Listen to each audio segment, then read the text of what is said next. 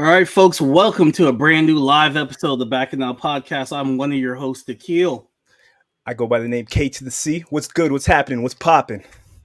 All right, guys, we're waiting on our guests, but while we do that, what you been up to, Casey? Oh my God. I read from front to back Falcon Take Flight. Rodney Barnes wrote this. We had him on our last episode, and he was not lying. This thing is spectacular. They put Falcon through situations that I would never imagine him being in. He goes back to the neighborhoods of Philly, Chicago, and New York, and he's trying to help the people, but he goes through adventures, through magical adventures that I never expected him to be going through, and I hope I see this on the big screen. The man goes to hell. The man goes to hell and back. It has Blades in that comic too, as well. Blades in this. It has a couple other good surprises in here that had me like, what? He sees him. He goes with her. And it all feels organic and fluid the way his discussions are with them. I like the way that he's training Patriot in this, and it gives a nice parallel of perspective on the situations with him having the younger Patriot and him being the older teacher now, instead of him trying to just navigate and figure things out. It's an amazing story, and it's an amazing hero story. They did a great job on this, and I highly recommend it. I can't see. I'm trying to show it. I'm gonna have a YouTube video I'm gonna drop on it. I shot some B-roll today, so I'm gonna do a little something. I'm gonna post that on YouTube with the good edits and stuff like that. Look out for that soon. Akil, what you been up to? I watched the Nintendo Direct. Oh God! I thought it was lackluster. I feel like Nintendo Switch is ending the life cycle because they probably got a new console. They got a new console under their sleeves, and they're just like, if you gotta tell me Luigi's Mansion 2 HD is coming out this summer, and I'm supposed to be excited, that's not no news to be excited for. I was expecting to see like Metroid Prime 4 or maybe like a Zelda compilation that has Twilight Princess and Wind Waker, like something like that. But they still came with some surprises, like the Peach game that's coming out. It's the first ever game that Peach has a standalone game for. That's kind of interesting. It had a couple of things that had my eyebrows pop, but yeah, all in all, it was kind of, I fast forwarded through it, like Damon Kanye. Fast forward. All right, our guest is finally here. Demetrius. That's what's up. There we go. You say finally like you were waiting on me. God, you're waiting, man. You want to see time, bro. It's 4 minutes. Don't do that to me. Don't do it to me. I was here at 6:55 p.m. Eastern Standard Time. I just had to make sure that my connection was just as solid as yours. I wasn't gonna be out here lagging. All good, all love. What do I look like? Evening, fellas. Evening, man. How you feeling? Whenever someone asks me that question when I'm getting ready to do an interview, I have to say that I'm vibrating because, not only do I have supplements and, fat burners in my system, I also got a couple of Red Bulls because I feel like I got to be on when I get on. Not the TRT, because y'all give me a lot of. Oh no! You gotta. Huh? You got some gas station pills in you too. Mexican supplements, nah. That's what I used to do. No. He's talking about. I keep talking about Blue Chew. He's talking about Blue. I'm talking about Mexican supplements to get the pump. The extra pump. No. There's no Mojo Rising. There's no Mojo Rising going on here. That was in my 20s. But mine was stiff nights. Boy, it give you a headache, but it was worth it. I was going blind one time. Wait. What's the demographic here? Because I could be talking about my life, and so there might be some kids playing. Kids watching. Our demographic is 20 up, pretty much. Yeah. You're safe. You're safe in here. And we are international, so you got Toronto people watching. That's right. Wagwan. What up? So you got a lot of Canadians. You got some people, British in the Europeans watching that. We got Trinidadians watching.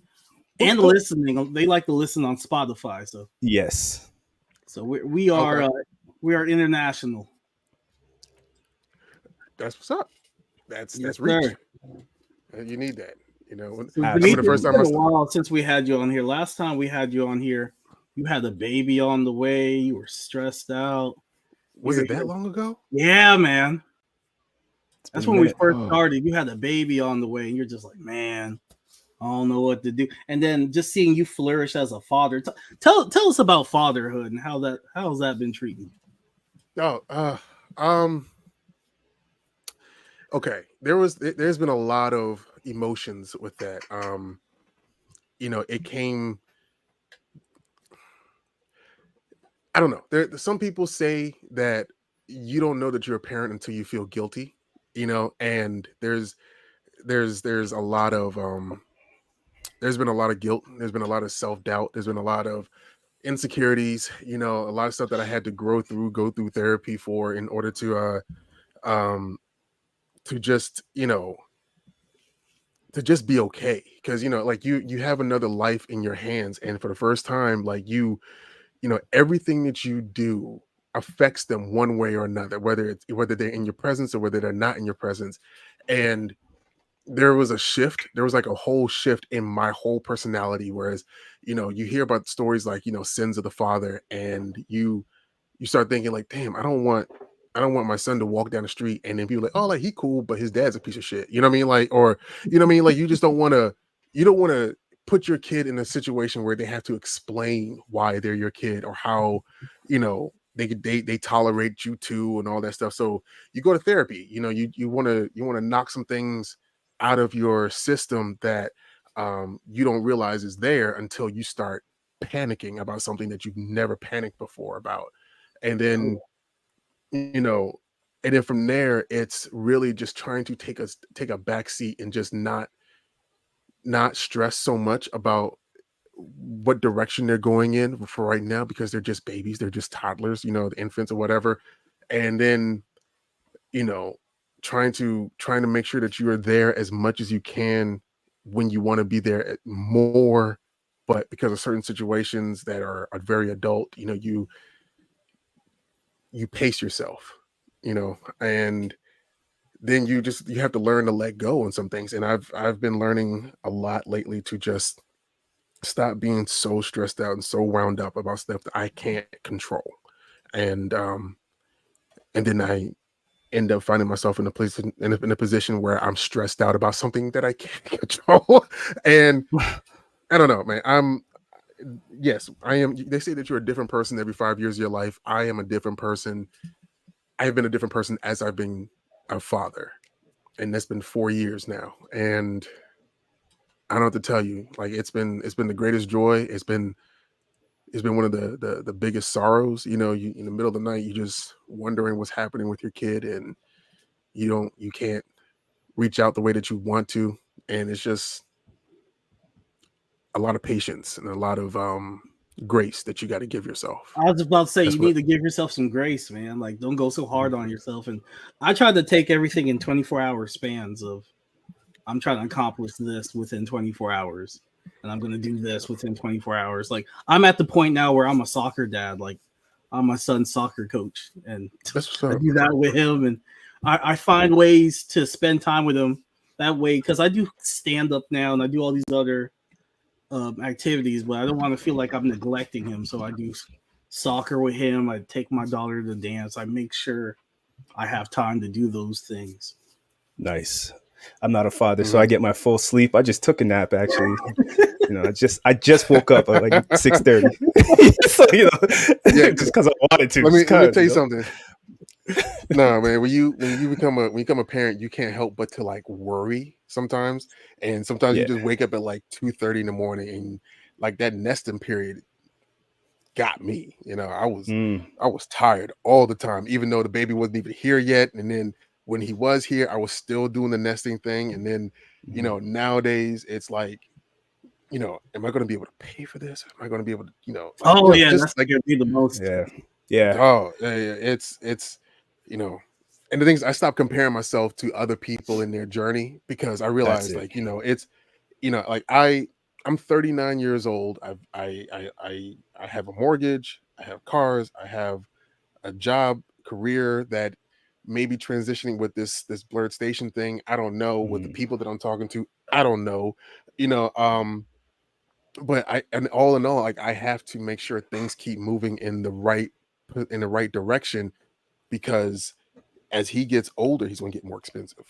Yeah. And I want to have more of I want to have a family. I want to be able to do things that I haven't been able to do, in that requires all of the grind, all of the trust, all of like the patience now, Yeah. because when things shift, they're going to shift really hard. You know. Nice. Yeah, yeah. I wanted to, for the people who don't know, I wanted to get into the origin of your name and what cosplaying is. Because a lot of people I was telling was we were going to do this interview, they didn't even know what cosplaying was. So if you can get into the origin of your name, I have an idea of what it is, and cosplaying, of course. But let's get into both of those. Let you talk and Please tell your educate piece. the Toronto people what cosplaying is. Um, Got a good amount, but a good amount of people don't know. All right.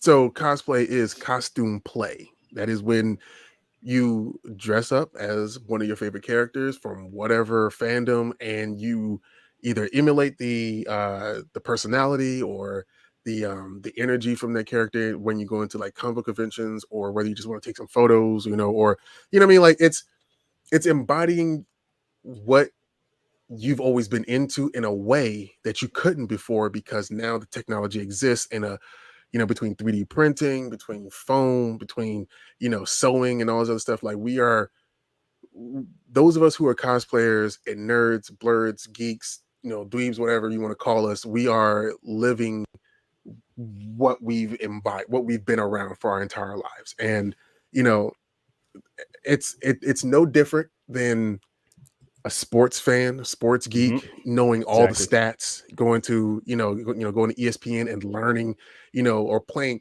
fantasy football, and you're Exactly. like, Same thing. what I Yep. mean? It's the same thing. It's just a different way. Like the way that y'all Mm-hmm. play fantasy football, people play D&D. It's Exactly. fantasy. Yeah. So, for those folks that say, "Oh, you weird for dressing up as a character," I'm like, well, you weird for wearing someone else's jersey, then you ain't getting paid for it, son. You know what I mean? Yeah. Like, Yeah. you want Exactly. to pop shit, like let's pop it, and Yeah. trust me, if it comes to hands and blows, we're going to have a good time. But it's that's where it's come from. And me personally, I don't want to say this, but I got to be as transparent as possible. When I got into cosplay, I was transitioning from bodybuilding, right? Yeah, you had the So, divorce, right? right, Mm. and my entire perspective on what cosplay was, when I found out that there was like actual competitions, was that it was a competition. Parallel to bodybuilding. Yeah. Right. I was like, so I gotta be like the best of the best. Like, I don't want to be Ash Ketchum out this beast, because I mean, but I gotta come correct, right? Because Mm-hmm. those are the only folks that get noticed, only get seen. But I didn't know that cosplay was a community. I didn't know there was a whole culture behind cosplay when I first did my cosplay. I just did it because I felt like I needed to have a change in my life, right? And when I was presented with the fact that there were competitions and there were people with different levels and different skill sets and all those, I Mm-hmm. was like, oh, this is dope. Like, this is like, if I was to play like an RPG, this is like, it's like how this is the track I want to go in. This is the path, this is the tree that I want to go in and build my, that. So the word Hellspawn, Yeah. sure, yes, I am a super fan of Spawn. I've got all the action figures sitting right back there. I've got the tattoos. Like, Yeah. 1997 was the year of Spawn for me. Mm-hmm. And I always thought that would be cool, but I also thought about my ego. My ego is, I don't want to have a lacking cosplay. I don't want to have something that someone would look at and be like, I mean, it's all right, but it ain't good, Mm-hmm. So I want to make sure that if someone sees my cosplay, they think that I made a deal with the devil for it to be as good as it is. So therefore, it was something that was hell spawned. You know what I mean? Something that came from something that I should have not given up, which was my soul. So Yeah. yeah, hell spawned cosplay. And now, as things have progressed over the last 6 years, I have a business, an LLC, that is basically Hellspawn Cosplay Consulting, where I use that to be basically a tax shelter, so that I can host different events, where I can bring other cosplayers in, like the Juneteenth thing that I've been doing for the last 3 years, where we've made a documentary about how Juneteenth has turned into a national holiday and how we celebrate as cosplayers, and done that a few times, been sponsored by AwesomeCon, been like there's been a lot of different things. There's been He-Man action figures. I saw you on the cover. You have a cover where you're on the He-Man cover. Congrats, that's dope. Thank you. This is Masterverse number 4, and it's actually sold out from Third Eye Comics. I looked at it, I was like, oh, y'all actually bought it. Congrats, man. That's what's up. I like that. You. Yeah, I got the there's action figures, there's Funko Pops, there was T-shirts, there's any number of merchandise that spawned from the He-Man cosplay that came 14 months after I got into cosplay, and that's what changed everything. And now, like, Kawhi is getting into just being different characters. Like, he sees something cool, he sees something that's laying around in here, and he wants to put the helmet on. Like, he's very curious. He's in the world of taking photos, because he's been taking photos with me since he was like 4 months old. Nice. He's accustomed. He's trained. If I say capture, he'll indoctrinate. I like it. I saw him in the Wolverine costume on your Instagram. That was cool. That was yeah. He just that's the newest one, and I still have to do something with static, and I made a deal with Shango Sims. I made a deal with him. Should Blerd Station do what it needs to do, because he's going to help. He's a part of it now. I'm going to buy him a Superman suit, and I'm going to do a Batman. I'm going to buy a Batman suit, and we're going to do something. So I don't know. We'll see what happens. Like those things ain't cheap. So I don't know if I put my foot in my mouth, but I got a follow-up question for you. To me, I've noticed it seems like trauma sparks your creativity. It seems because when you first got into cosplay, that was during a divorce. The Blerd Powerful movement, I started seeing that pop up towards COVID. It was like a little bit after COVID. And now Blerd Station's on the horizon. So I'm like, what trauma is Hellspawn going through right now that caused her to be to come on to work to put myself in a position to be ignored, cussed out, whatever. No, look, all right. Damn. Trying to put all the pieces back in my mind, how it all happened. I did the Hawkman cosplay. The Hawkman cosplay back in was it 2022? It was for Black Album. I remember that, right? Right. That one was fire. Yeah, that was sick. Thank you. I did that one, and that put me on the radar with Aldous Hodge, right? And then fast forward, yada yada yada, blah blah blah. I met him at San Diego Comic-Con because someone snatched me out of the group that I was in. Fast forward to Blerd Powerful, the creation of that. And the creation of that is because I'm friends with a few convention owners, Black-owned convention owners, and one of them, Jason Richardson from J1 Con, he told me that his main benefactor, his main investor, that had like $20,000 coming to him, passed away from a heart attack like 6 weeks before the convention, and so therefore he no longer had that $20,000. But then he also told me then that he and his wife had been taking out, over the last 10 years, they've been taking out their life savings every single year to fund their convention. And I'm like, y'all just had your second kid. How scary is that you're betting on people to come to your convention so that you can get your life savings back? Like, what is that about? Excuse me. And then, like, near the end of the pandemic or during the pandemic, you started seeing a lot of Black creators on TikTok and Instagram starting to be harassed even more so by white racists that just basically don't want us to exist in a space that is for everybody.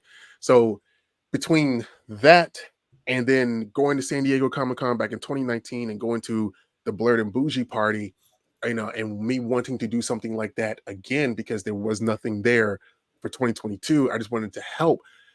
All those three things came together for me to come up with Blerd Powerful, which is an organization that is geared towards helping Black-owned comic book conventions, gain as much notoriety, if not more, as the white-based counterparts, and then also be a symbol of unification for Black creators, so that they don't feel like they're alone when all of us are fighting the same struggle.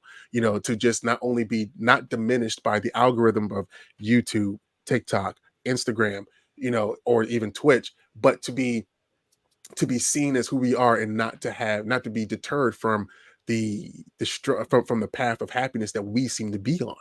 So all that stuff came together. I've been talking about Blerd and Powerful and helping these conventions and trying to get some funding for them. And as I talk about something as passionately as I do, and you can hear the conviction in my voice, I ended up moving someone to reach out to me in November of last year. And the person who reached out to me is Kevin Murphy, who is a former Hasbro executive, but the owner of KDS Entertainment. And he approached me and he said, listen, I've been working on this streaming service for Black nerds, and we've got a good amount of original IP.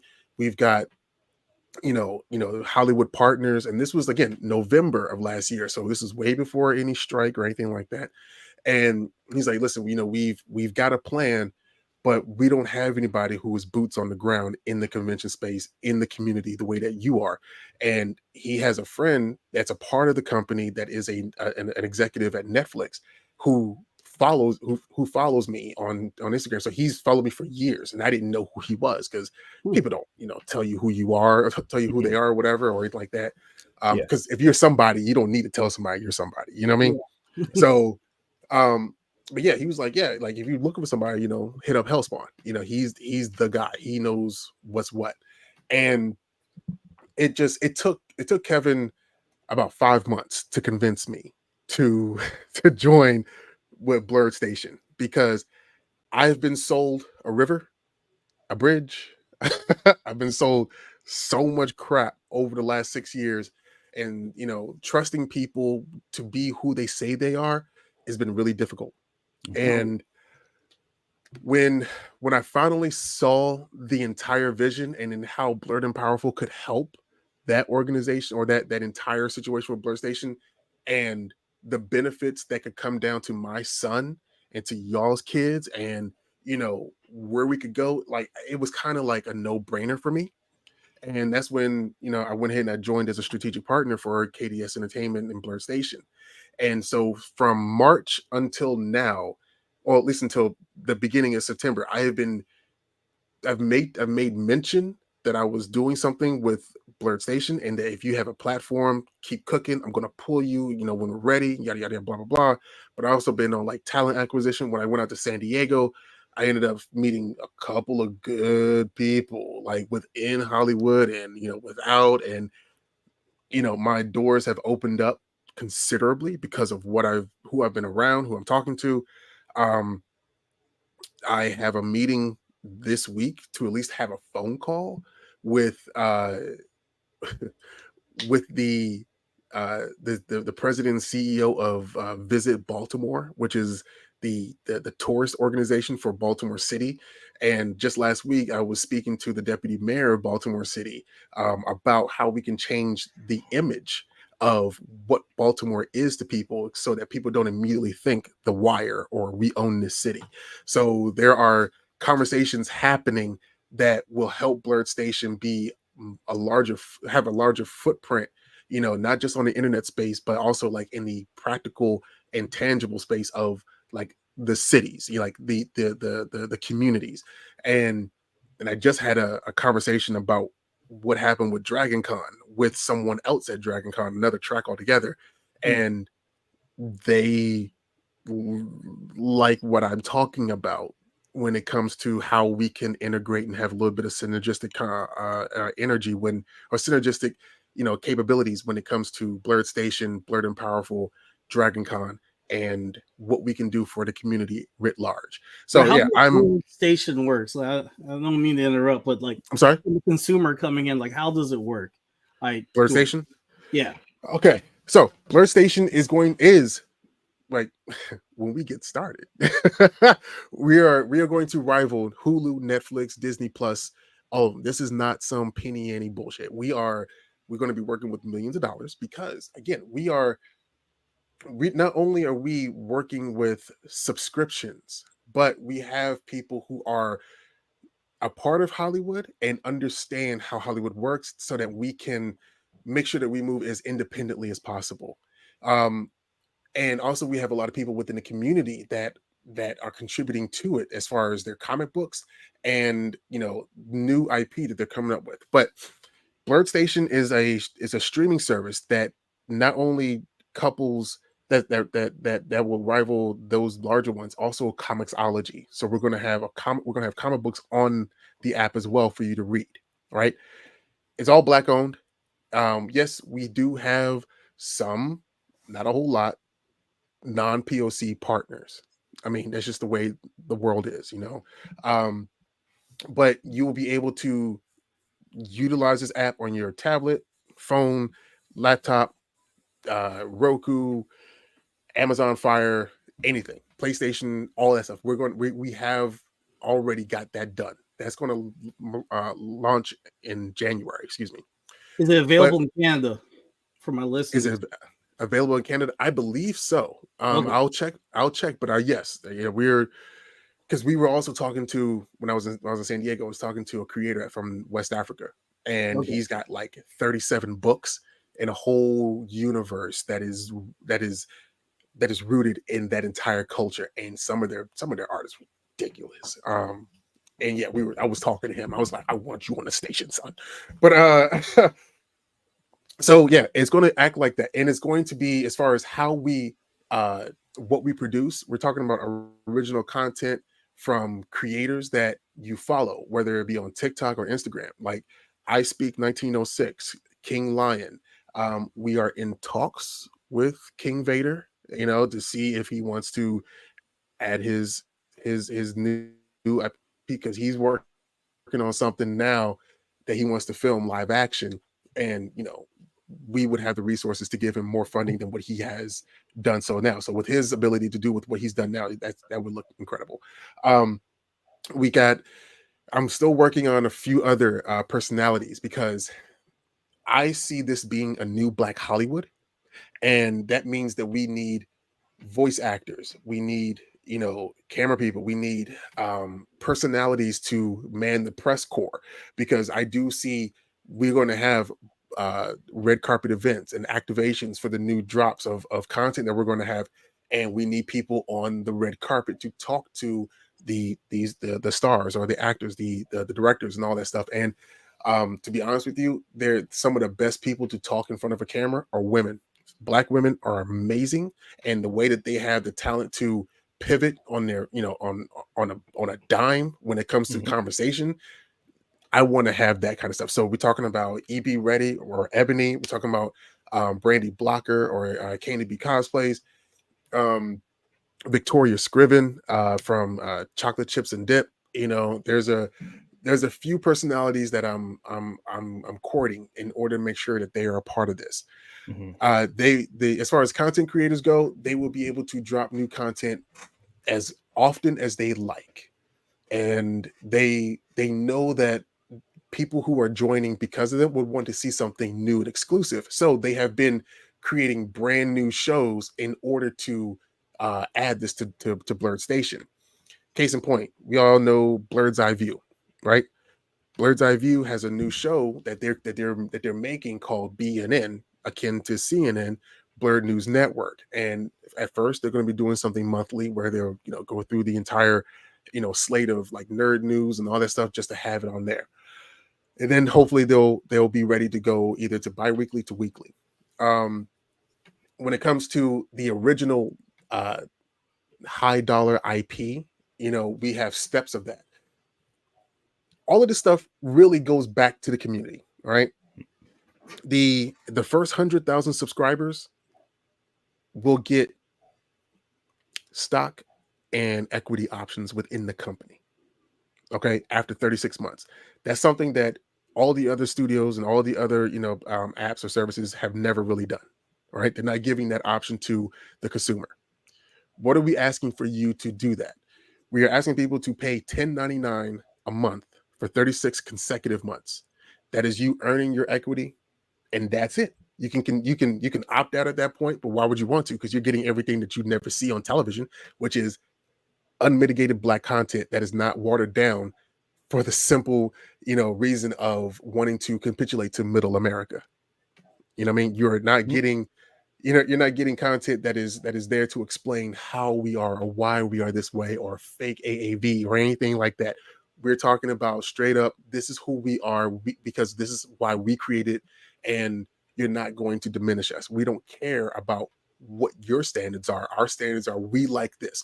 We want to see Black people in space. We want to see Black people in Gundams. We want to see Black people as werewolves or Van Helsing types. We want to see a 10-year-old little girl happen to be the villain of a show because she's on the spectrum and she can't turn her mind off. And so she thinks that the human race needs to go. So she starts creating monsters because that's just who she is. It makes sense to her, and it makes it, you've never seen that kind of demographic represented before. You know what I mean? So we're doing everything that we can. Also, we've got like an anime that is that has a character that is Afro-Cubano as far as like the main character. So of course we're gonna look out for our brown brothers and sisters because Wakanda and Talokan, we can work together, baby. That's the way. Trinidadian? I don't feel seen yet. You got some West Indian? Yes, and what? Yeah, some West Indian people in Blerd Station. We, as far as man, just come join Blerd Station and come audition at one of these Black conventions, and then we'll get you on there. How about that? All right, I'll come audition. You want me to do my stand up or just be me? Well, see, that's the thing. That's the thing. This is something else that doesn't really happen in Hollywood ever. The reason why I personally am a part of Blerd and Blerd Station is because Blerd and Powerful, again, is here to help the notoriety in the ticket sales for Black-owned comic book conventions, right? I was promised that we would be able to have Blerd Station come to Black conventions, right, and host auditions for either the acting roles or the voice acting roles, and then also host pitch sessions for people's ideas for shows to go on to Blerd Station. You know what I mean? So if you have an idea in your mind for a television show, I've been telling people who have been hitting me up about it, make it as fully developed as possible. Something that you would see on HBO, which is like 4 seasons, 10 episodes per season. We want to see that kind of package to see where you're going with your story, beginning, middle, and end. Yep. Right? Then, if it's good, if it's something that we feel like we can't pass up on, we'd sign you right then and there.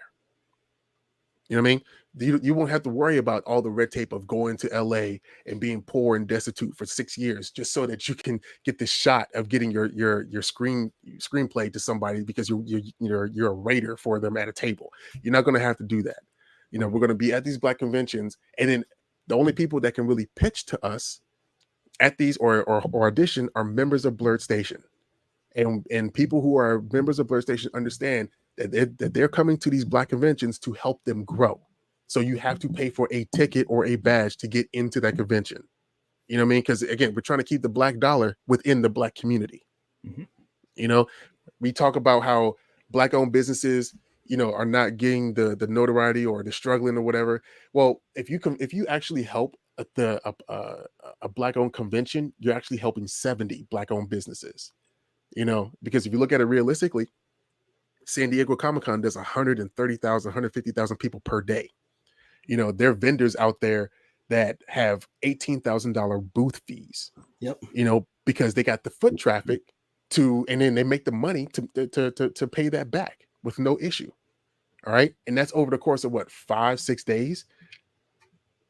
So the mentality is, if we can help these comic book conventions grow, not only will we be helping the Black-owned businesses, but we're also helping the culture, because if these conventions can exhibit for longer than just a Saturday in a rec center or just a weekend, they say, let's just say they do Thursday, Friday, Saturday, Sunday, then we're looking at the possibility and the potential to have schools bust their middle school and their high school students who are on the creative side, the artists, They get a chance to talk to these artists who have worked for Marvel, who have worked for Image, who have worked for DC, and they can get one-on-one time with them in a way that they couldn't because who has the money to go to LA? Who's got the money to travel to New York, to be in the art district or whatever, where these people have to work in order to get the job done. They're there with you right then and there at the convention. Let's utilize them. Let's, let me interject with this question. I can see people saying, hey, I paid this money. I'm expected to be seen by you guys when I go to these conventions. Let's say they pay that money and you guys are just overwhelmed with people and they don't get that opportunity to be seen. What's the solution for that? You guys are gonna reach out to them via email or something like that? Like, what's the solution? My thing is this: if Jason David Frank can be at a convention until the last fan leaves, we can be there for you until the last person leaves. I respect that. If we are asking you to put your money in on something that's real, when all of us have been so tired of being taken advantage of, then we can work for you. That's what we're supposed to. That's our job. If you're in a position to help, you fucking help. All right. And I know people are. They're so used to getting bamboozled, so that's why. Yeah, exactly. I know. And it's salesman. So you gotta correct. That's what I was gonna ask you. Have you felt that it's been an uphill battle to convince the everyday person online, everyday creator to? It's not hard to join with what you're doing. It's not an upward battle. It's more of like it's a consistent. I have to be consistent. Because I'm not the only yes, I am the tip of the spear because I'm the first one to say something about this as much as I'm talking about it. Yeah. But I got the door on my back. I got Sam coming on my left. Like they're coming. Everyone else that's a part of this, they are coming. I trust them to come. You know what I mean? Like I trust them to have my back on this because they are benefiting from it as well because they're getting an opportunity to be more than what the algorithm has allowed them to be, and everyone's tired of working for something that is like not quantifiable. These content creators are finally getting a chance to flex and expand who they are, what they're about, and their message. And since some of them have millions of followers, they're actually able to find a path towards being full-time content creators on a service that is Black owned and allowing them to be who they are without being given notes. You know what I mean? Yeah. I want to pivot real quick with another question. How do you feel the state of blerdom is lately? Because I have my own thoughts, but I want to hear your thoughts first. What do you mean blerdom? Because that's a wide berth question. I just feel like the blerd sphere lately is just. I've seen a lot of people just want to get to that straw hat goofy level, and I've seen people I've seen the ugly side of it. People are just what's a good example? Black Sands is a good example. I've seen some villainy in the blerd sphere. I've seen that's the best way I can say it's villainy. I've seen some villainy. I've seen people just get so consumed by the likes and the follows that they start accusing other people of taking their content. All types of madness I've been seeing going on in the blerd space, and I want to just see more peace and more collaborations. What you're describing is what people are used to in their small pond. They have not had the opportunity to get into a larger body of water to find out that they're not the largest fish. And then once you get out here, you realize you're swimming with fucking sharks. You know what I mean? So I've had to grow because, again, like I've been in Men's Health. I've been in several situations where I got thrown under the bus by a convention because they may and they didn't lose a sponsorship from Disney. And I'm like, is this what people go through that are at the top? And I'm thinking, I'm not even at the top yet. You know what I mean? Like, I'm not even there yet. But yet, people feel like self-preservation is the only key as opposed to closing ranks and standing together. And as a child of the 80s, I was indoctrinated by the Reagan era, where, you know, I have the power. The power is yours. May the power protect you. You know what I mean? Like, Yeah. between Captain Planet, Power Rangers, He-Man, and and the G.I. Joe, and all of them telling me that I have the capability to do all the good in the world because I am who I am. It is weird to see people take the same lessons that they either got from that or from anime and just flip it and become villains. So, because again, these are the first time people really getting any real attention, Exactly. and they don't know how to handle it in a way that doesn't put them in a box that is detrimental to not only their brand but also people who are around them. So, with that being said, you are aware of the crap around you if you stay around the crap around you.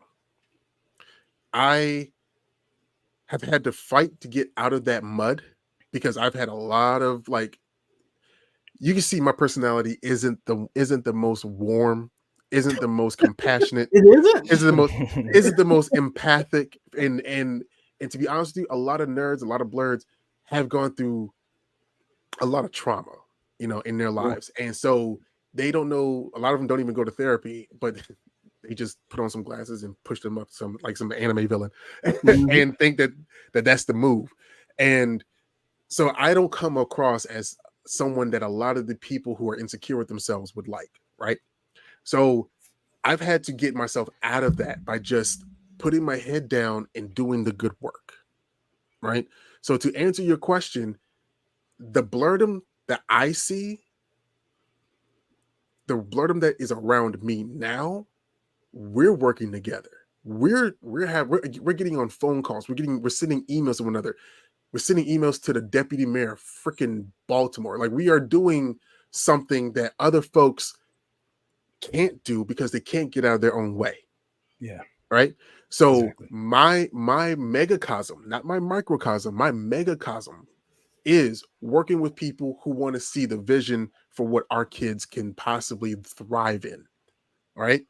I am aware of the small time stuff. I am aware of the backbiting and all that. And some of the people that I'm working with now sometimes are embroiled within that.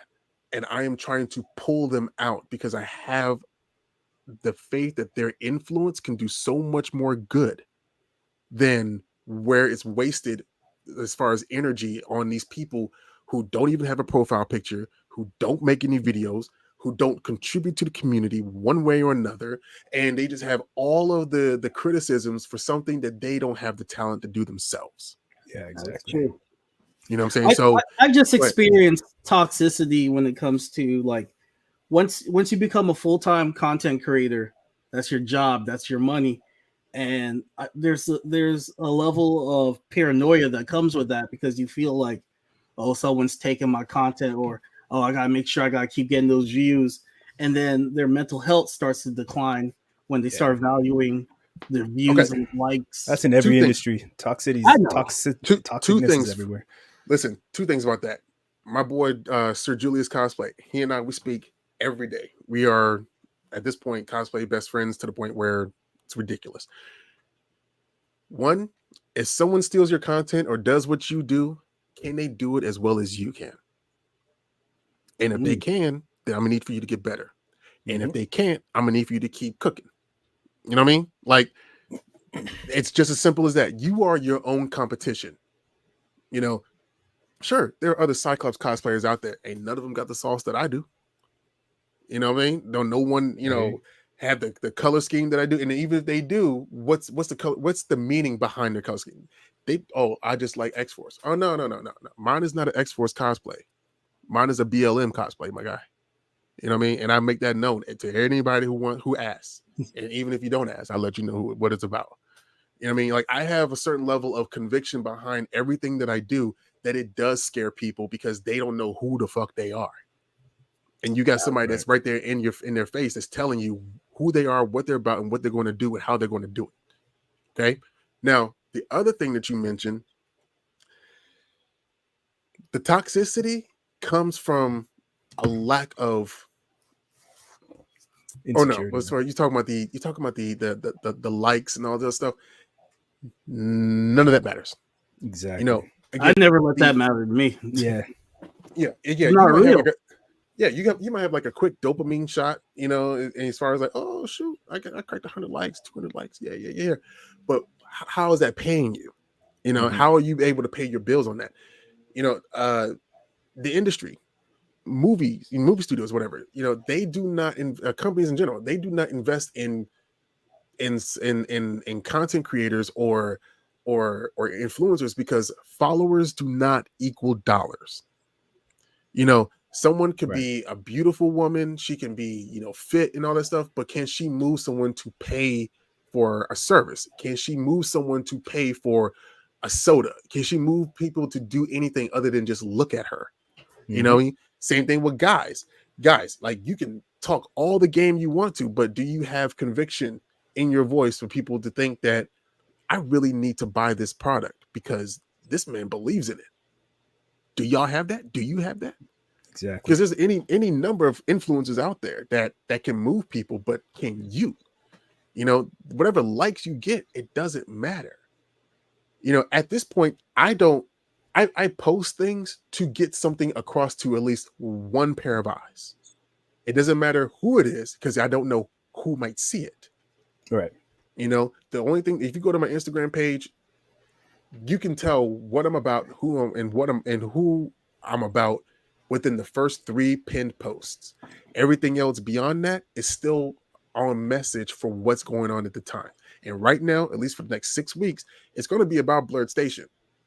We're on a timetable, you know, and it's my job to make sure that as many people know about it as possible within my microcosm, and I do my part.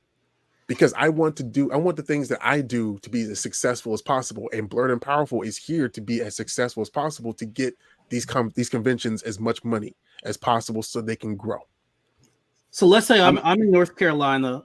We don't have any black like comic convention that I know of. I've seen HBC, Yukon come through there like once or twice, and we had Greensboro Comic Con, but that still wasn't like a black convention. I'm seeing his face like, I know you're familiar with Greensboro. You went to A&T. I know, yeah, but I'm just saying, like, some conventions, I don't acknowledge some conventions as conventions because if they're not able to keep their trademark alive, then that means that there's some mismanagement of funds and there's some unprofessionalism going on there.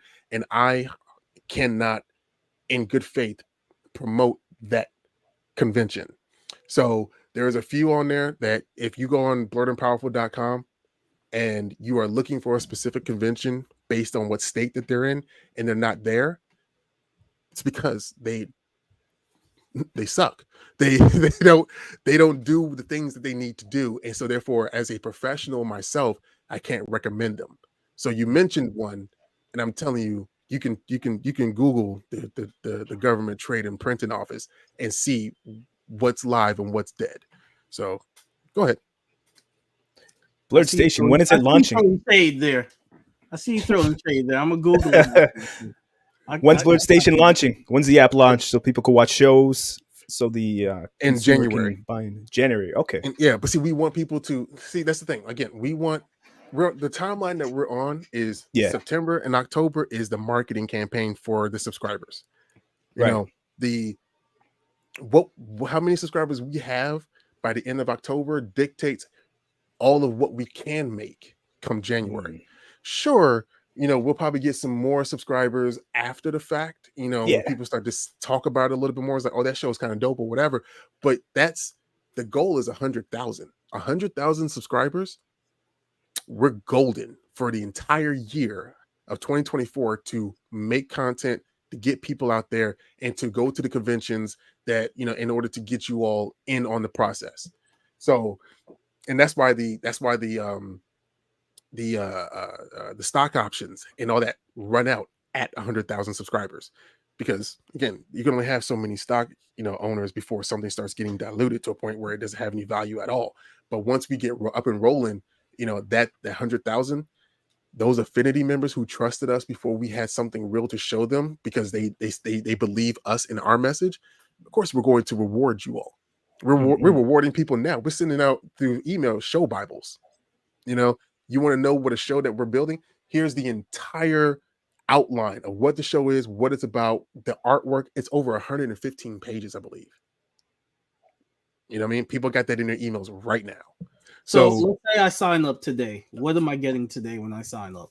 I just sign up the podcast. I like what you're saying. I sign up today. I'm in Toronto. What am I getting?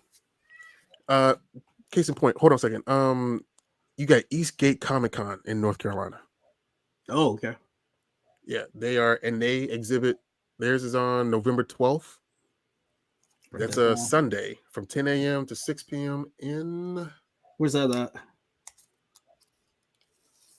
Please don't say Fayetteville. No, what's wrong with Fayetteville? A lot is wrong with Fayetteville. Hold on. I'm looking through their website as quickly as I can. High Point. Oh man, High Point's too. Yeah, Eastgate Comics is put my based life on the line for them. That Point isn't that bad. It is, man. Fantasia didn't know how to read for years. She's from High Point. Yeah, no. Yep, and a CGC representative will be there. That's what's up. Okay. Yeah. So you subscribe now, you get free access, a free pass, a paid for pass to conventions at the moment. Is that what you're saying? Oh no. What is it? No. How does this work? No, because okay. You sign up now. You get in now. You have the stock options after 36 months, right? That'll run out after 100,000 subscribers. But you sign up now, you get the updates that we are creating. I had a meeting today, and creating a Discord server is on the menu, and trying to manage that for all the members. And then also some of the exclusive content that we have before we start actually making the stuff, we're going to drop a lot of that to the members. But September, October is the fundraising time. November, we go into pre-production on the show, on everything. We start mapping out schedules. Because we know what budget we're working with at that point, right? Then December, we start shooting the reality TV aspect of these shows, because we want something to drop day one in January. Right. Now, when I say reality TV, what is that? Again, because of Blerd and Powerful, I have a show that I am doing, whereas I am going to be selecting a comic book creator who has yet to publish their first issue. We are going to take, again, some of the money that comes from the subscriptions. We're going to take $10,000 of that, fund their entire first run of their publication of their book. We're going to go to a Black-owned comic book convention, and they are going to sell that book. That artist will get the full proceeds of those sales, right? And then we are also going to promote the fact that that person is there with that book, with that first limited run sponsored by Blerd Station. Nice, right? And then not only are we again offering audition and pitch sessions at this place, so therefore we're trying to add as much foot traffic to this convention. So it's like, how much can we give to not only the content on the comic book creator, but how much can we give to the actual convention itself? By being there and offering an opportunity for folks to give us their ideas or to pitch their voices to us or whatnot, we're offering ourselves to the community, because again, we're only there because of y'all. You know what I mean? So again, as content is dropping either week by week on Blerd Station, when you open up the app, you still got 2 runs of wingless comics to read, like you would on your tablet, like you would at Comixology. You know what I mean? There's still so much. Jarrell Patton, who is the father of Dakota Patton. Dakota Patton is the world's youngest makeup artist. She's been on Steve Harvey, when she was 4. She's now doing makeup effects, or she was doing makeup effects on The Walking Dead. You know what I mean? Like she's mean with it, but she's 6 years old. She's going to be the lead. She's going to be the lead makeup artist on a show that we're making from his book called Undead Horizon. We're making a 4-episode miniseries based on his book, and his daughter is going to be a part of that makeup team, or at least the lead makeup artist or whatever. So, we are making original content that people haven't seen before. We are making a lot of stuff. Like there's this one show called Unit 4, where basically it's the Suicide Squad meets the Kingsmen, where these kids that are being groomed to be assassins, their final test is taking out the people who recruited them. You know what I mean? Like these kids are not redeemable whatsoever. But that's the interesting thing about them, is that there is no rainbow at the end. There's no pot of gold at the end of the rainbow. We haven't seen stories like that. But yeah, we're all this content, all this is still, and you still have the content creators like I Speak that's doing a weekly show, or EB Ready that's talking about whatever her subscribers would want to hear. You see, and they would have so many other people, so much other content to take in. They're going to forget what they were going to be there for in the first place. Quick question. So stock options, 36 months. So we're looking at what, $360 before they get the stock option. I can see that being off-putting for some people. Well, see, that's the thing. And if you do the research of any company that wants you to invest in their product and to get stock, like Godhood Comics right now wants you to pay $2,500 up front. You know what I mean? And what are we asking you to do? We're asking you to pay $10.99 for over the course of 3 years. And you are not only supporting your content creators, because 90 cents of your content, 90 cents of your $10.99 is going to the content creator that you select when you select the influencer who brought you in. So instead of being paid by the algorithm, instead of how TikTok says that, oh yeah, your video only did like 600 views this time, and another one might do 2,000 views. There's no consistency there, right? Same thing with YouTube. There's no consistency. You're asking people for a like and a share so that your video can be seen. Mm-hmm. With us, if you're a content creator, you are getting 90 cents, as of right now, from each of someone subscribing to the station underneath your name. So if you get 1,000 subscribers, that's $900 a month that you're getting straight up for the length of time that they're signed up. You know what I mean? So there are people out there that want to support Dakota. There are people out there that want to support I Speak. And instead of paying for their Patreon, this is a direct way of doing it. And they're getting so much more content in the meantime. Now, how do you become a content creator for Blerd Station? Let's say I'm interested and I want to join the team. Do I need to audition at the convention once I sign up, or what's the process for that?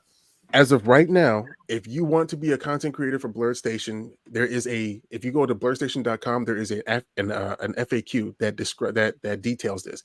At this point, you need to have over 1,000 followers, okay, and have a platform and a plan to what you want to put on to Blerd Station.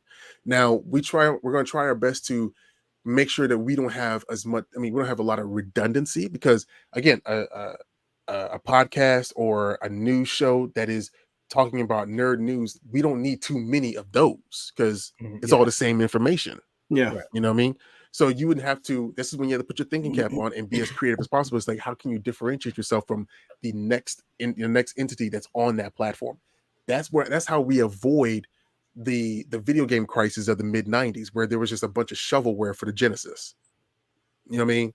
Where we actually have unique content that is vetted, and that is a certain type of quality, so that we can be looked at as an official type of like prestige television or prestige studio house. So, we want to make sure that people have the option to grow their platform and to put it on a place where multiple people will see it, and they haven't been able to see before, but we have to make sure that it's good and that it's different and it's unique. And I hope people take the criticism as a constructive criticism and not something that is demeaning, and, take that opportunity to grow, so that's where we're at with it. I just hope that, because I had a few conversations today with people in my DMs, like, yo, like, I got this idea. I'm like, well, you're going to have to develop that a little bit more so that you can make it to the point where we wouldn't want to pass up on it. Right. We want that, what I mean? We want that idea, because that's dope. Like that's where we gotta be or else we're just going to be looked at as, again, it's like the stigmatism of black businesses. Just a bunch of niggas just putting some shit together. Like, no, You don't want to look like that. Yeah. No. What's the Don't wanna- exclusivity for the artist? What's stopping them from streamlining their product to put it out on YouTube, the big force of YouTube, or somewhere else? While being on yours. Well, that's the thing. We're asking them, because we're not. Again, we are operating in a give. We're not give take, but Right. give. Right. Right.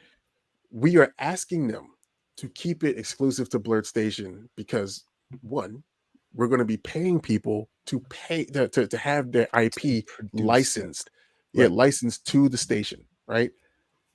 Also, if you believe in the mission of what Blerd Station is, that we are not trying to dilute content, but keep it as exclusive and as prestige as possible, then you want to have your content on our station. Mm-hmm. You know what I mean? You are already at a place where other people are trying to get in. So why would you, lessen the value of where you are by putting what you got on Blerd Station out other places? Mm-hmm. You know what I mean? So unless there's like a bigger ideal or a bigger picture, we would have to see it. But that's what it is. You know what I mean? Yeah. And honestly, the people who want to be a part of Blerd Station know that they are doing something for the first time, where we are coming together as opposed to looking at each other and see if we could pull the next one down. Right. We're trying to lift the next one up. There are people on my page that have never been on someone else's page with 18,000 followers or 70,000 followers. You know what I mean? I don't have a problem sharing my platform in order to uplift everyone for one singular mission, one team, one fight. Like, let's get this done. Yeah. I have 2 show ideas, but I guess I should share that with you later. Yeah. Well, I mean, again, yeah, that's fine. We'll do that. I got 2 of them pretty good. Okay. All right. And that's how easy it's supposed to be. You know what I mean? Like, because we're here right now talking to one another, and that's all. And it doesn't have to be a whole bunch of red tape. It doesn't have to be a bunch of producers or anything like that. If I think the idea is dope, I will take it to my boy Kevin and let him have the final word, because it's his thing. But he'll give you some notes if that's where he wants to go. You know what I mean? Okay. Well, these are great. Sounding good. It sounded real nice. Blerd's Eye View, what's going on? We see you in the chat. If you have any questions, anybody in the chat, if you guys got questions, feel free. Don't be shy. Let us know your questions. One sound. You better ask questions, man. Don't be scared out here. Exactly. Just, hi guys, how's everything? Better ask these questions now. Casey, you have any questions? Because I don't want to take up all of Hellspawn's time. Because I'm I'm good. I want to make sure that he could just communicate everything he needs to communicate to everybody, so he can get his message across. Yeah, of course. Yeah. Because I would like for this to do numbers. Like I got a video that I'm getting ready to shoot that describes how Netflix is losing 2 million subscribers, and how Disney things Plus are just losing. Right, because people are not getting the content that they would like to see, you know, and it's for some folks it's too political. For some folks it's that's not diverse enough, or it's too diverse. At the same time, they could go to TikTok or they can go to YouTube and get exactly what they want to get.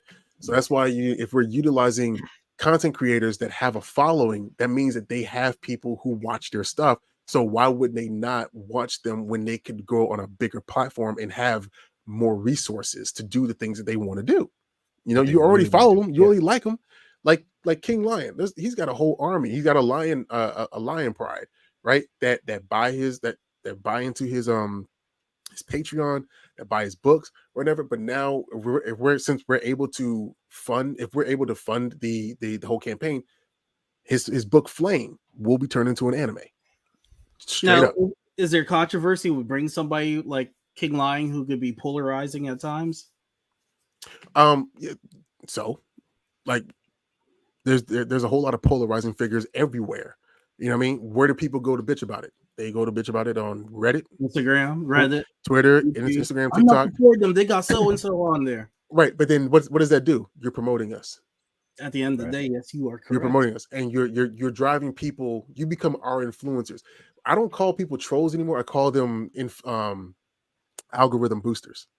You know what I mean? That's Because what it is. Yeah. because you're as many times as you're commenting on my video, you're watching my video. Still watching. You're adding a view every single time you come back to that to answer that question or answer that comment. So when people start saying some racist shit, I'm like, what do you mean by that? Oh, really? I didn't think about that. What can you expound upon that, please? You know what I mean? Like you engage I know with exactly them. what you mean. Inspired A battery is powered by negative and positive energy circling, but you got to know how to use Take that yourself energy, out of right? it. Right. Yeah, exactly. You know, yeah, and then you can propel. So yeah, that's what I do when I post things and I see people saying stuff. I'm like, oh, for real, and it actually adds to it, and it's like, oh, what? That's the thing that I notice. Yeah. Like, right. And it propels it. I get that some people's platforms stay controversial because at the end of the day, they're getting paid. They're getting paid for it, you know, and they may or may not believe the crap that they're saying. That's something that they gotta, you know, be able to sleep at night with. That's none of my Exactly. Yeah, business. that's a you different. know, Yeah, at the end of the day, I got a kid to feed. I got a household to pay for, you know, Exactly. and my morals and my standards have me talk about stuff that I can talk about with intelligence and that I can talk about um without my son's daycare provider asking me questions, right. you know, on a sideways level, you know, Yeah, or you know, I don't know. My parents have people come to them all the time about the stuff that I do, and it's whether it be positive or to be negative, you know, and I try to keep them out of the fray. I try to be as positive They as don't possible. understand. They're like, that boy playing dress up. Little do they know you're building a whole empire. Yeah, and my mom will be the first. My mom and my dad, they'll be the first one to put on their Blerd Powerful shirt or hoodie and be like, yeah, he's doing something with it. nice. Amazing, man. It's amazing. Yeah, This is what I want out of Blerd Station. Toronto, I talked to Casey, and there's just like a lack of like black comics. They're hard for him to get. Black conventions, you don't see any. Let's bring something overseas to Canada for my people. There's lots of us black blerds out here. Let's do something for Canada. Well, as far as I know, let's make it happen. Toronto, crazy. Let's do it. Well, the thing is, I'll let them know. But for one thing, we are also investing in the music aperture, right?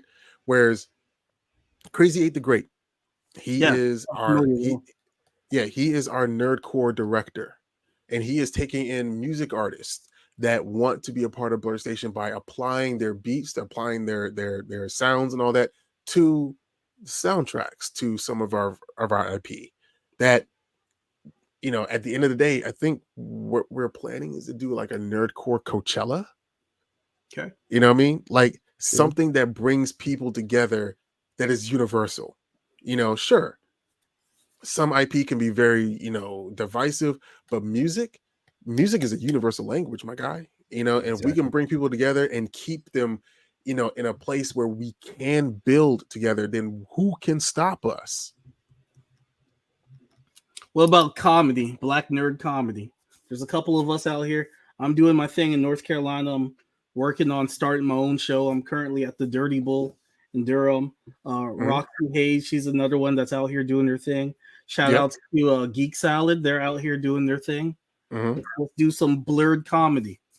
But let's pitch it so that we can, if you want to put together like a Blerd Def Jam, pitch the idea. Okay. You know what I mean? That was one of them. I just gave. That's what I'm saying. Like, and I but see, thing is, I need you to pitch it to a point where we can't pass up on it. Gotcha. You know, I don't want to deter anybody, but I want to make sure that I inspire you to do what you need to do to get what you need done, and that means you got to be the best at this shit. You know, I'm not the best at everything, but what I do well. So if you're going to be that guy for Blerd Station, you're going to be that woman for Blerd Station, you need to be on your shit. You know, because again, if we're going to be rivaling these other streamers and we're going to have people drop them for us, we need to have some of the best talent this community has to offer. And we believe that it's y'all. The Avengers of black content creators, and I respect that. Know, The Justice League. Again, no. I mean, thing is, honestly, Wu-Tang. I'm more of a fan of Marvel than I am DC because I believe that Marvel has characters that are just ordinary people that are thrust into extraordinary situations, right? We still got bills to pay. We got to rise to the occasion. Whereas DC characters, they are gods trying to figure out how to be human. I don't know how you relate to that. You know what I mean? But then that's how some people are.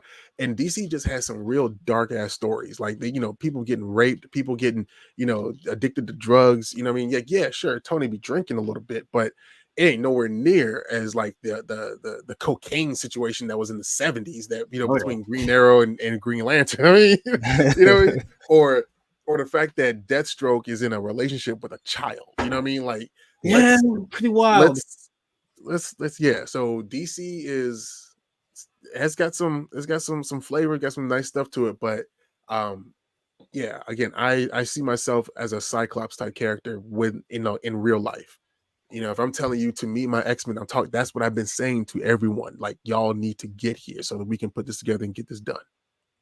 More like the Black X-Men. I'm more Wolverine. I see you got a buddy Wolverine. And I think I got to come for him because I'm Canadian and I got the build. I just got to do the cosplay. I'm a little more Wolverine, but I'll give you that. You know what I'm saying? Like, you might be Rocket Raccoon. You got the flannel on right now. But I gotta rep for my country and do a new Wolverine cosplay. Like, I have to. But I'm a perfectionist, and I know you're a perfectionist. So I gotta get my funds right because I'm gonna be anal with it. Every little bit gotta be right. I mean, that's again, you gotta look like you sold your soul for that shit, huh? You can be a little hellspawn. Yeah. Casey, any final questions? I don't want to take up all of them. No, I'm good, man. I'm happy with this interview that we had here. Pleasure having you on. Let people know where great talk. Let's wrap this up, Hellspawn. Yeah, all right. Yeah, because I'm gonna. Are we recording this? Because I'm gonna need. Yeah, we're recording. Yeah, I'm recording it, and we're live on YouTube right now. Yeah, because I'm gonna need some clips because I'm gonna be dropping some of this. I've been cutting clips as we've been talking, so I got you. My man.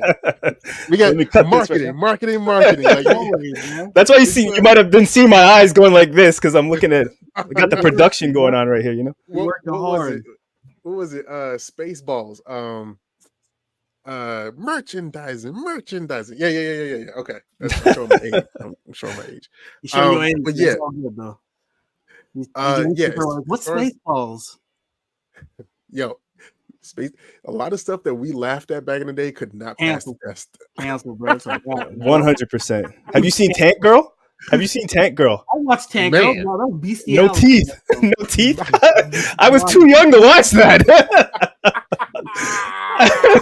Took me weeks figuring out what no teeth meant. I was asking around my grade 4-year-old, my grade 4 friends were all like, "What's no teeth?" When we figured that out, game changers. Yeah, 80s, 90s was wild.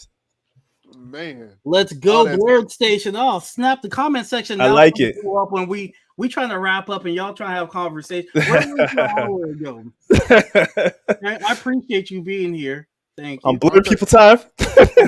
Y'all on Blerd time. Y'all want to show. Actually, isn't I think Arthur Montrez is a part of Blerd Station. She is a member. Nice. And she's pushing it. Nice. So that's what's up. We are just inquiring these questions. Appreciate you joining us and sharing your time with us. Exactly. Thank you, Demetrius Holt, fellow Aggie. Because I got a WSSU hat on. I went to A&T as well. That's what's up, man. So thank you. Yeah. I truly do appreciate this. Carolina, you get your education, you dip out, and you never come back. You are free to come back.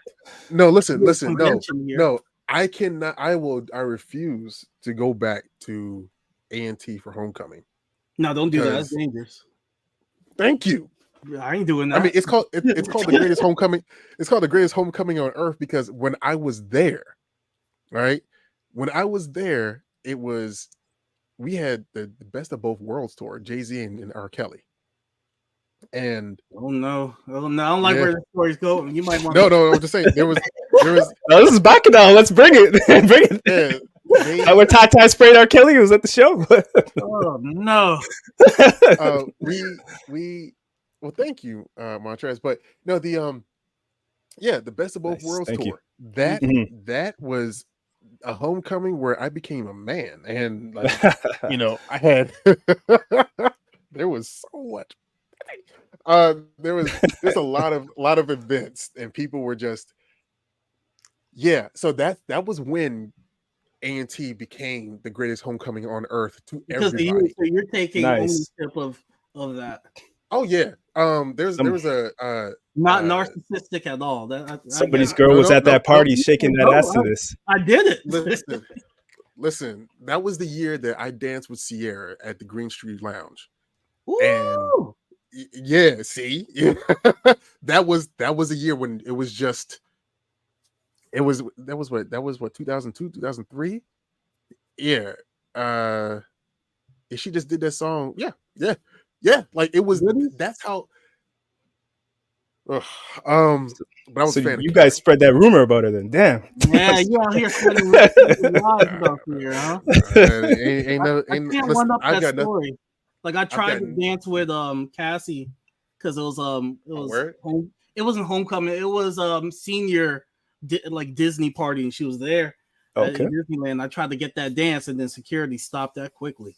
They they picked me up and like lifted me up. Look, Moved Like me a look, toddler. They're Put you like, back in the crib. put me back in. Like, what are you trying to do look, here, look. sir? I've had a fortunate experience where I have been around some of the most beautiful women in the world, and I've been able to either take pictures with them or get Kid videos with Cargill, them. just throwing that out there. You took a picture with him. Yeah, yeah. Like that as Cyclops with her white hair for Storm. Like it was Mm-hmm. that Dope. woman smells like vanilla and ambrosia. I gotta tell you. Smelling and telling. I respect that. Listen. There's nothing bad I can say about any black woman I at know all. that's Never right. will. Except for myself. But anyways, yeah, Candace we'll cut Owens. we'll cut that out. And yeah, her too. Um, but no, like there is so much that comes with the experience of just being a black nerd within this culture and being able to be receptive to new experiences that I can't wait to show people what can be done. You Right. know, I honestly believe that my role in life is that of Terrence Howard in The Best Man, and just I've already done this. I've already had my time with it. I have fun watching people like Merch have a dance for the first time. That's That's where I beautiful. get my joy. That's You beautiful, know, right there. Final Mhm. thoughts. Any let people know where they can reach you. Let's do our Yeah. last plugs and let's wrap this up. all right. Instagram hellspawn_cosplay, as well as Blerd and Powerful on Instagram, and also hit up Blerd Station on Instagram. The on TikTok, I'm just known as Hellspawn, and that's where I do a lot of long form conversations with people if they want to engage. And That you I do. think it's because like there's no reason for me to run. There's no reason for me to hide from it. It's just one, it's Right. more content, and two, it's an opportunity to say what people may be thinking and try to address it, as transparently as possible. Because again, a lot of people don't have trust for things because folks talk around situations or Yeah. or whatever. Right. Like a case in point, people ask, well, did you okay with this with the unions and all this stuff? But there's a lot of people who talk about the union strike and the AMPTP without knowing anything about them. They only go off of like all of a sudden they became experts on something that they just learned about 6 months ago. You know what I mean? Mhm. So to answer that question, no, we are not even at the stage to even engage with the unions because we still are trying to get funded. Okay. Second answer to that question is that we are an independent studio. We will not go to a white institution and ask for permission to exist. Okay. I respect Third, it. third thing, if as an independent studio, look towards A24. Yes, they are close to being a part of the AMPTP, but they are making side deals with actors and actresses so that they can promote things. People have the ability to negotiate whatever they want to, free and clear, with us if that's what we're going to do.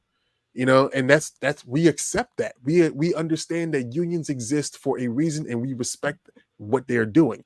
At the same time, we're just not there yet because we're not fully funded yet. So a lot of people who are coming to me about whether or not the unions have been consulted, we're not there yet. We're not asking for permission to exist, and we are doing the things that we are letting actors, actresses, writers, whomever negotiate their contracts with us based on our budget. If they are outside of our budget, then we'll find someone else. It's not because we think that they should be paid less. We're only working with so much because we got so much that we want to put out. We'll find someone else. If we can't find it within like the A1 actors or whatever, we'll find it within our community because y'all are just as talented as they are. You just haven't been discovered yet. Right.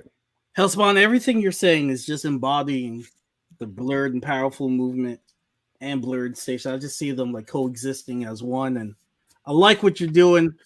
I'm gonna try my best to support it, even though inflation and money's tight. I'm gonna try my best to support it. Yeah. Well, that's where subscribing. That's where we're trying to get y'all the stock options, because even if you're cash poor at the end of 36 months, you have equity in something that is going to be as big as Netflix and Hulu and whatnot, and you are a part owner of that. You will always have something to fall back on if you want to cash that in. You know what I'm saying? That's the point. We're trying to give our content creators immediate wealth by trying to get them supported and get them some equipment that they can pay for, and if they want to up their game. And then we're trying to make sure that our subscribers are taken care of on a generational wealth tip. Again, who else is doing that? Especially for our own community. We have had so many, people out there that's like, oh yeah, I'm for the community. I'm for my culture. I'm for my people. But what the fuck have you done for them at all? When? And if you have, why am I here? Why am I the one that's stressing about whether or not my son is going to live in an existence where he doesn't have to look for some sort of representation to remind him that he does have that kind of power? Why haven't y'all already done it?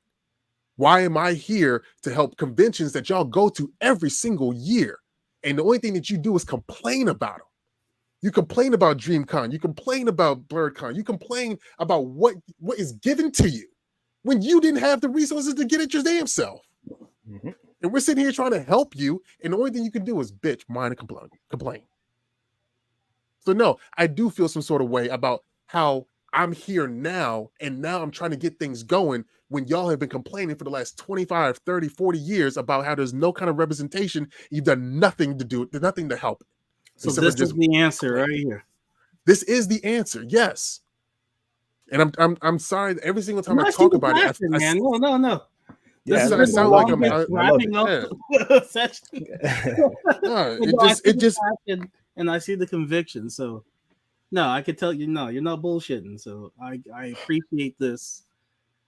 Casey, you say you didn't have any other final thoughts? No, I'm good. All right, Hellspawn, this has been an amazing episode. I'm gonna wrap it up because we are well over an hour and a half.